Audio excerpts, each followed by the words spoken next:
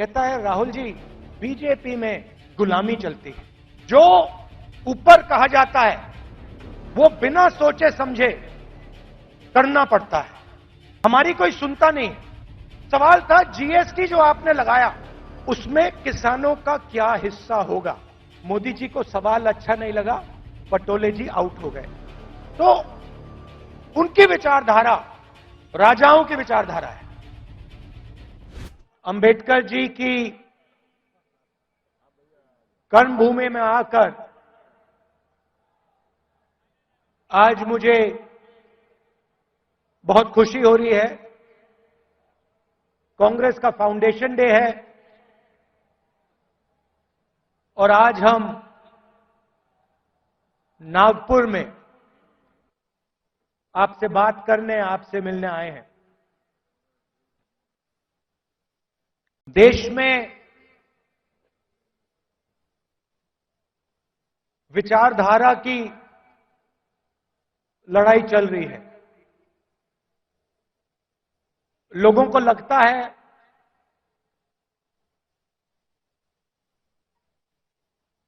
कि राजनीतिक लड़ाई है, सत्ता की लड़ाई है। वो है,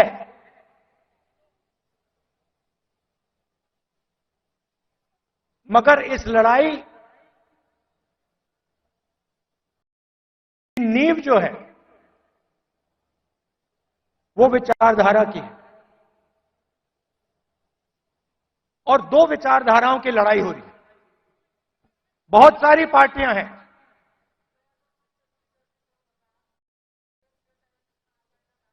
एनडीए में है, इंडिया अलायंस में है,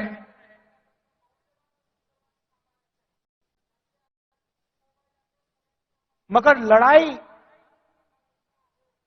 दो विचारधाराओं के बीच में है।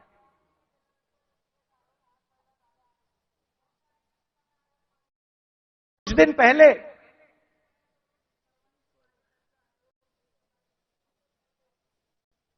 एक बीजेपी का एमपी मुझे लोकसभा में मिला। बहुत सारे बीजेपी के एमपी पहले कांग्रेस पार्टी में हुआ करते थे, छुप के मिला मुझसे। मुझे दूर से देखा, छुप के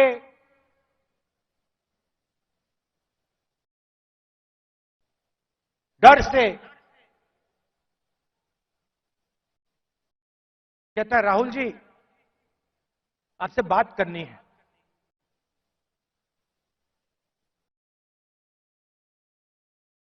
मैंने कहा भाई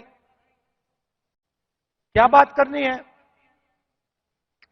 तुम तो बीजेपी में हो।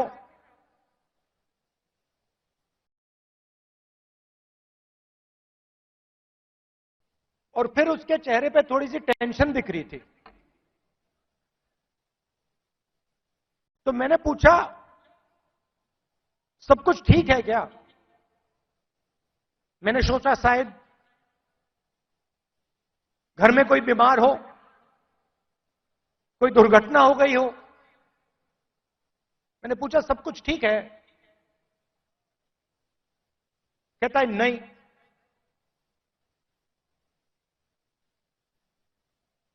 क्या हुआ।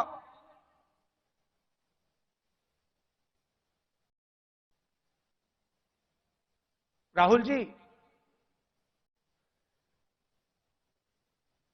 बीजेपी में रहकर सहा नहीं जाता।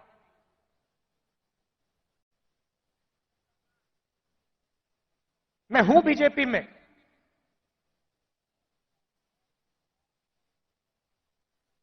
मगर दिल मेरा कांग्रेस में है।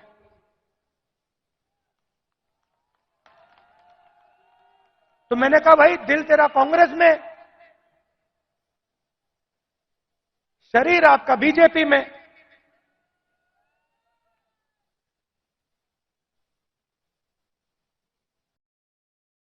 मतलब दिल शरीर को कांग्रेस में लाने से डर रहा है, यही हो सकता है।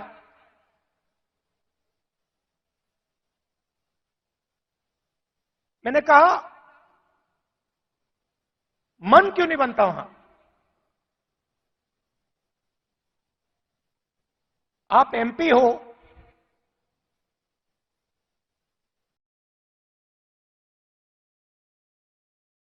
आप मुझे हिंट दे रहे हो, मन क्यों नहीं बनता?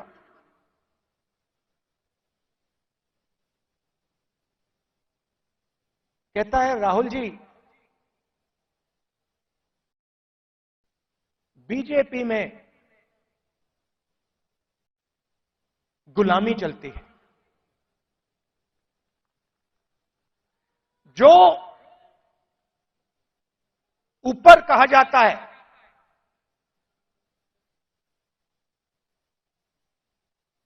वो बिना सोचे समझे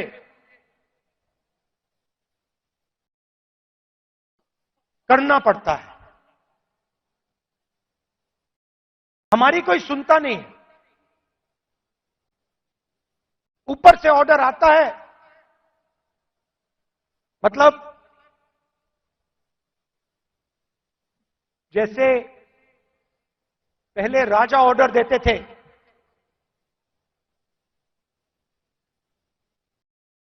ऊपर से ऑर्डर आता है और उसका पालन करना पड़ता है, अच्छा लगे ना लगे, चॉइस नहीं होती। आपको याद होगा हमारे जो पीसीसी प्रेसिडेंट हैं पटोले जी, ये हैं, इन्होंने प्रधानमंत्री से एक सवाल पूछ लिया था। एक सवाल पूछा था किसानों के बारे में। क्या सवाल था? जीएसटी जो आपने लगाया तो उसमें किसानों का क्या हिस्सा रहेगा? हाँ, तो सिर्फ एक सवाल पूछा। सवाल था जीएसटी जो आपने लगाया उसमें किसानों का क्या हिस्सा होगा।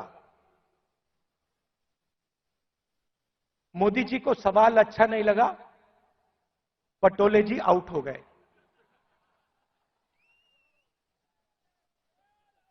तो उनकी विचारधारा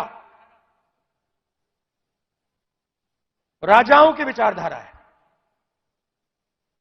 किसी की सुननी नहीं।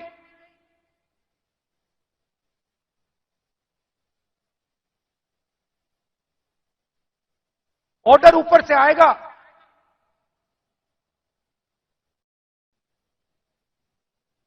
आपको ऑर्डर का पालन करना पड़ेगा।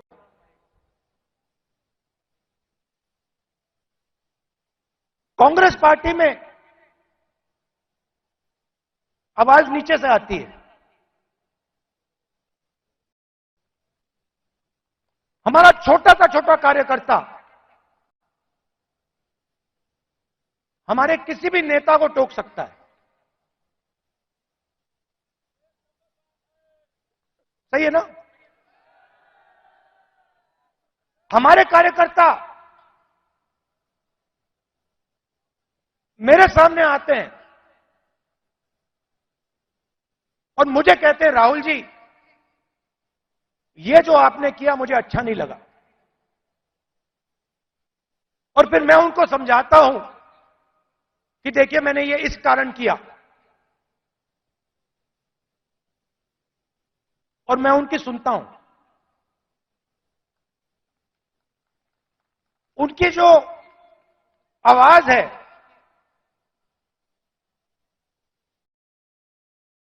उसका आदर करता हूं, उसका रिस्पेक्ट करता हूं। यह भी कह देता हूं कि भैया मैं आपकी बात से सहमत नहीं हूं,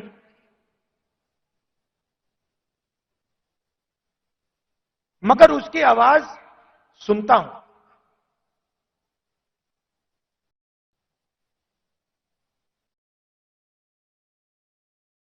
लोग कहते हैं कांग्रेस पार्टी ने क्या किया।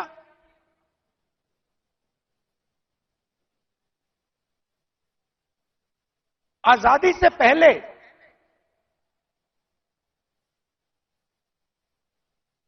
अगर आप इस देश में आते 500-600 राजा थे, अंग्रेज थे,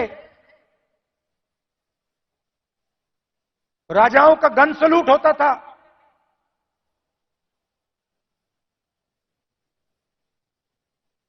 किसी को 19 तोपों का सलूट होता था, किसी को 21 तोपों का सलूट होता था। अगर हिंदुस्तान की जनता को इस देश में कोई अधिकार नहीं था, कोई अधिकार नहीं था,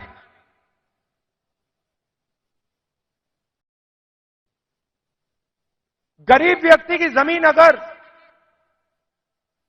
राजा को अच्छी लगी, 1 सेकंड में उसको ले जा सकता था।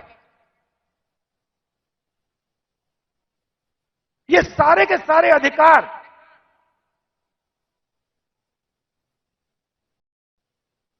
जिनकी रक्षा कॉन्स्टिट्यूशन करता है,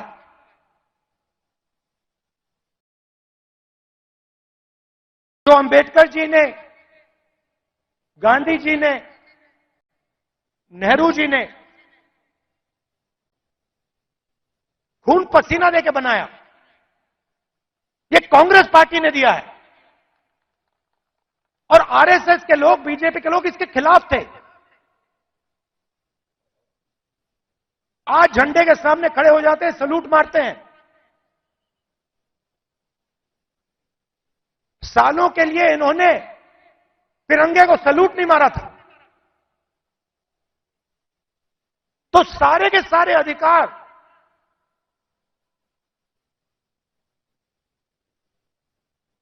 कॉन्स्टिट्यूशन से मिलते हैं।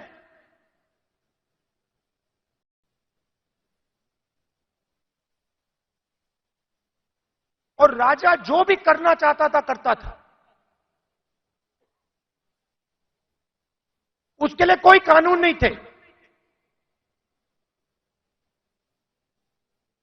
यह काम कांग्रेस पार्टी ने किया और यह हिंदुस्तान के इतिहास में,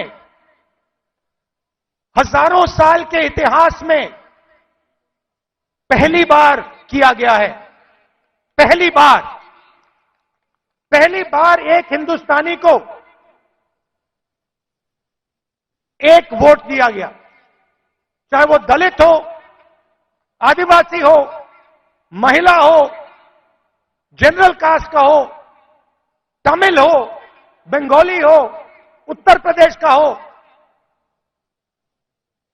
हिंदुस्तान के हर नागरिक को कॉन्स्टिट्यूशन एक वोट देता है।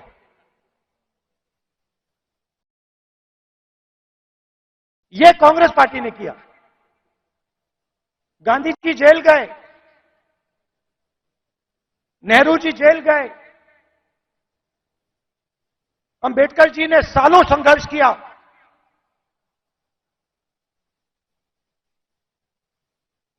यह कांग्रेस पार्टी ने, अंबेडकर जी ने, सबने मिलकर दिया है। हमारी विचारधारा कहती है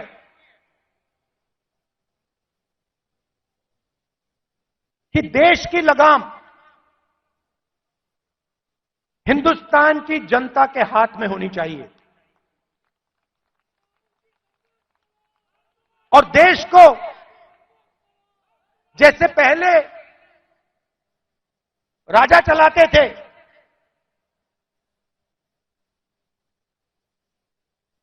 वैसे नहीं चलाया जाना चाहिए।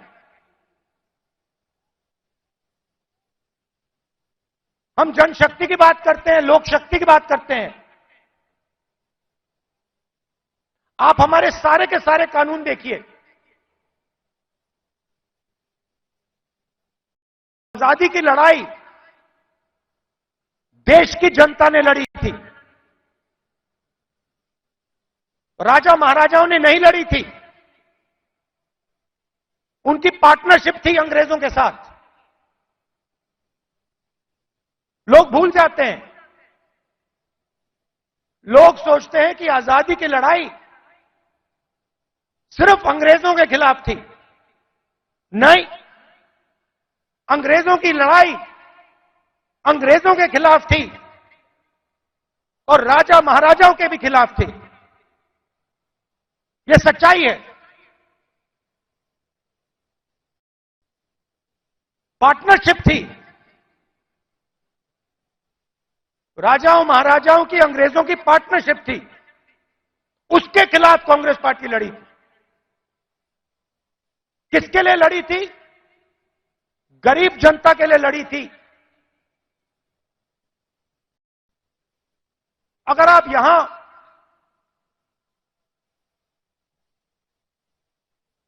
60-70 उससे पहले, इंडिपेंडेंस से पहले आप यहां आते, हिंदुस्तान की जनता के कोई अधिकार नहीं थे। महिलाओं के कोई अधिकार नहीं थे। दलितों को छुआ नहीं जाता था। यह आरएसएस की विचारधारा है। यह हमने बदला है और एक बार फिर यह हिंदुस्तान को वापस ले जाना चाह रहे हैं। तो आजादी से पहले था, वहां हिंदुस्तान को वापस लौटा रहे हैं। कॉन्स्टिट्यूशन से, आपके वोट से अलग अलग संस्थाएं बनती हैं। ये आपकी संस्थाएं हैं, चाहे सुप्रीम कोर्ट हो, इलेक्शन कमीशन हो,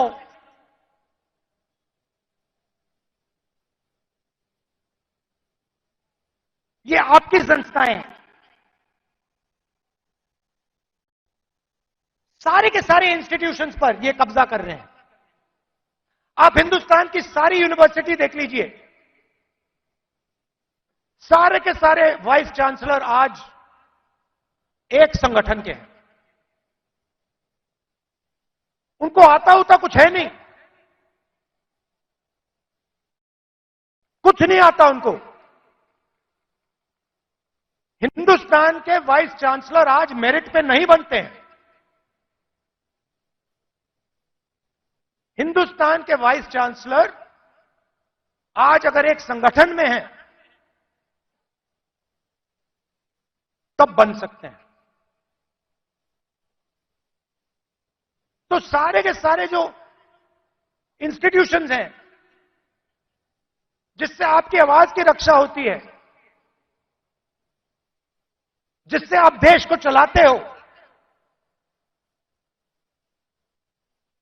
इन सब का ये कब्जा कर रहे हैं। मीडिया को देख लीजिए, कहा जाता था कि मीडिया लोकतंत्र के रखवाले हैं। मैं आपसे पूछता हूं, क्या आपको लगता है कि आज हिंदुस्तान का मीडिया लोकतंत्र की रक्षा कर रहा है? सुन लीजिए,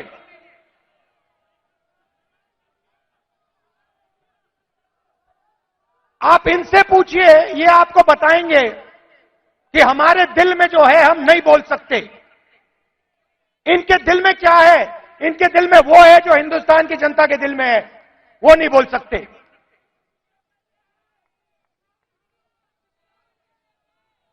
तो सारी की सारी संस्थाएं का कब्जा कर दिया मीडिया प्रेशर में।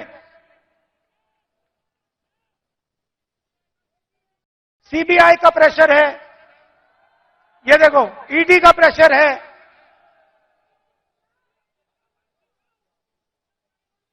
तो लड़ाई इस बात की है, हम देश की जनता को देश की शक्ति देना चाहते हैं।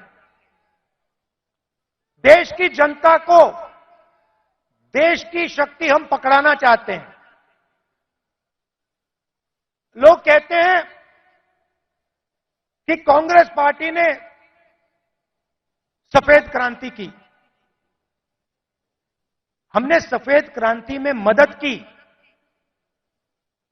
मगर सफेद क्रांति को आनंद के महिलाओं ने शुरू की। सफेद क्रांति हिंदुस्तान की नारी शक्ति ने की। हरी क्रांति देश के किसानों ने की। किसानों की शक्ति ने हरी क्रांति की। आईटी रेवोल्यूशन देश के युवाओं ने किया। कांग्रेस पार्टी ने मदद की, कांग्रेस पार्टी ने विजन दिया, मगर आईटी रेवोल्यूशन हमारे युवाओं ने किया।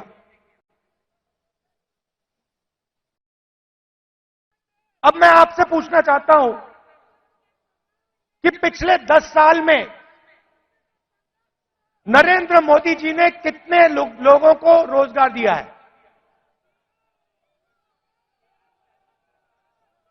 40 साल से सबसे ज्यादा बेरोजगारी आज है, और हिंदुस्तान की युवाओं की जो शक्ति है, करोड़ों युवाओं की जो शक्ति है, वो जाया हो रही है। आजकल हिंदुस्तान का युवा जॉब नहीं करता है। आजकल हिंदुस्तान का युवा 7-8 घंटे मोबाइल फोन पे कभी इंस्टाग्राम देखेगा, कभी फेसबुक देखेगा। ये सच्चाई है हिंदुस्तान की, और उसकी शक्ति जाया हो रही है।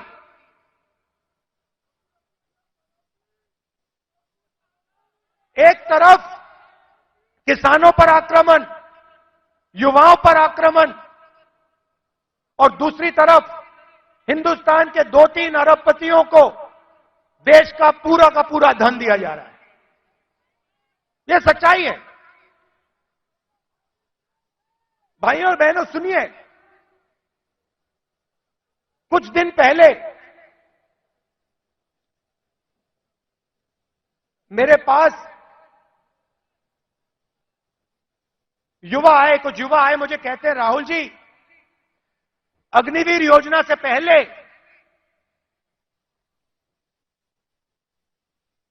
हमें आर्मी में ले लिया गया था।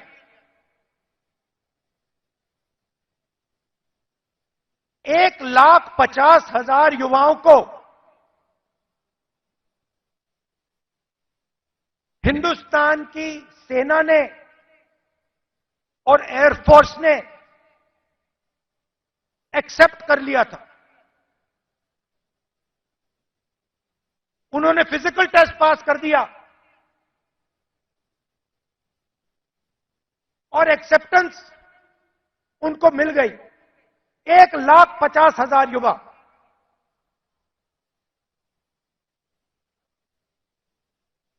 मोदी सरकार ने अग्निवीर योजना लागू की और 1,50,000 युवाओं को उन्होंने आर्मी में, एयरफोर्स में नहीं आने दिया।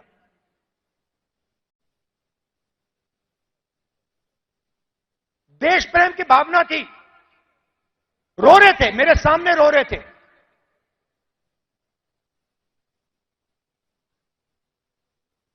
आंसू आ रहे थे, कह रहे थे सरकार ने हमारी जिंदगी बर्बाद कर दी है, जिंदगी खत्म कर दी, हमारा मजाक उड़ाया जाता है। गांव में हमें झूठे सैनिक कहा जाता है। इतनी भी इज्जत नहीं रखी। उनको अग्निवीर योजना में भी नहीं आने दिया।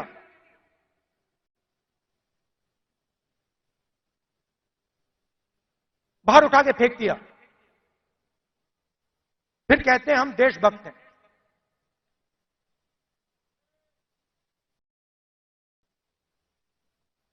इससे देश का फायदा नहीं होने वाला।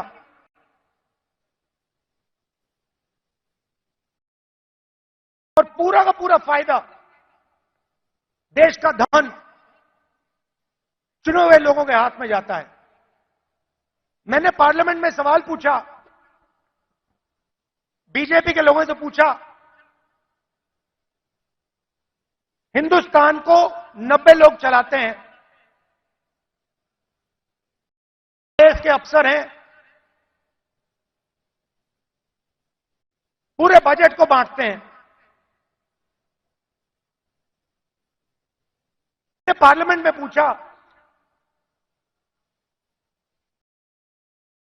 कि इनमें से ओबीसी कितने हैं, दलित कितने हैं, आदिवासी कितने हैं। बीजेपी के लोग चुप हो गए। ओबीसी की कम से कम 50% आबादी है, दलितों की 15% आबादी है, आदिवासियों की तकरीबन 12% आबादी है।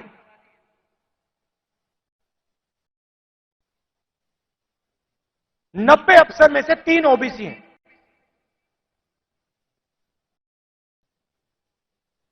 कैसी ओबीसी सरकार चल रही है? उनको कोने में बैठा देते हैं,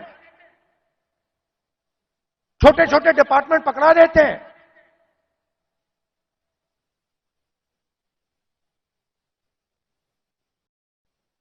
हिंदुस्तान की सबसे बड़ी कंपनी,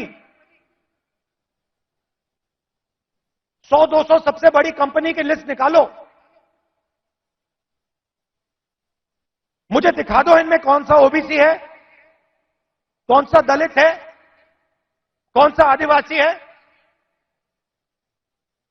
स्टेट की ब्यूरोक्रेसी में दिखा दो।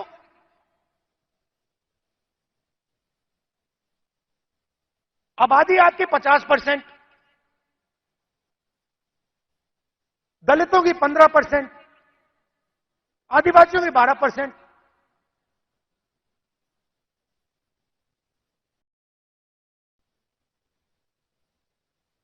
और भागीदारी आपकी कहीं भी नहीं।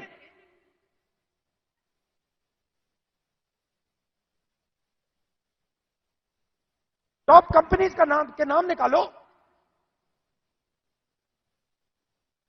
और मुझे दिखा दो इन कंपनियों में ओबीसी कहां बैठा हुआ है, दलित कहां बैठा है, आदिवासी कहां बैठा है।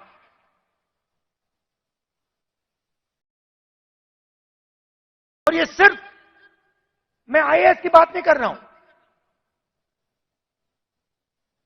हर फील्ड में यह हालत है।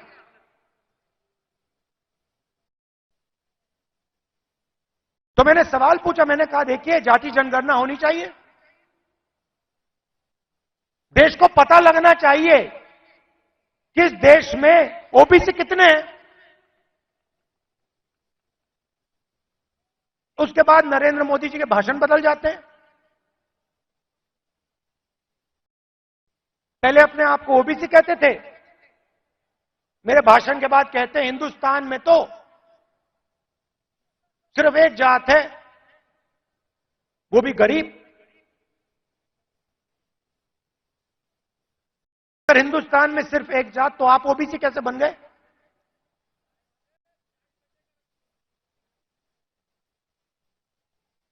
तो हमने निर्णय ले रखा है, जैसे ही हमारी सरकार आएगी, दिल्ली में आएगी, हम जाति जनगणना आपके लिए करके दिखा देंगे।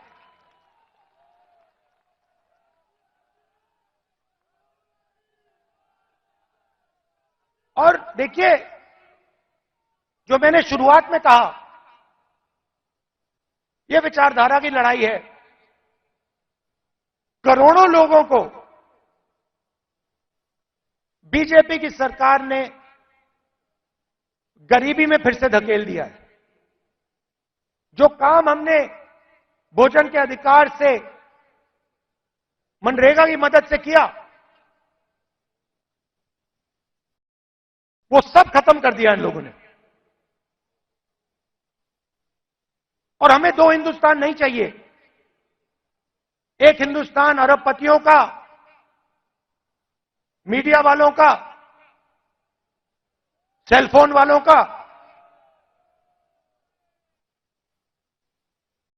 सपने का, उसमें कोई सच्चाई नहीं है।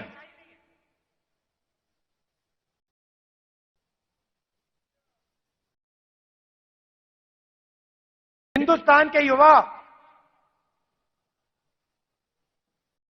सोशल मीडिया से जी नहीं सकते, कमा नहीं सकते। हिंदुस्तान के युवाओं को रोजगार की जरूरत है। यह काम नरेंद्र मोदी जी और एनडीए की सरकार नहीं कर सकती।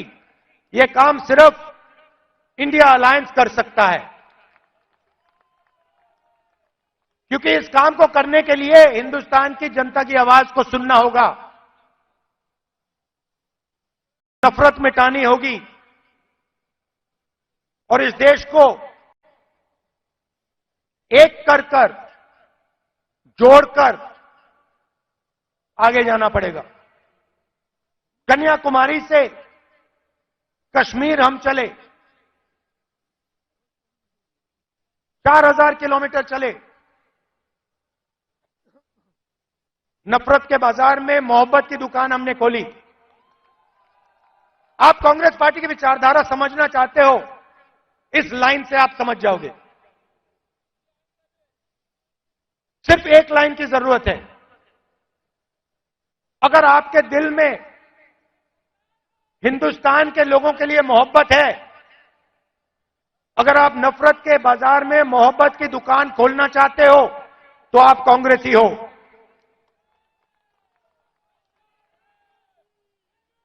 मैं कांग्रेस पार्टी के कार्यकर्ताओं से आखिरी बात बोलना चाहता हूं।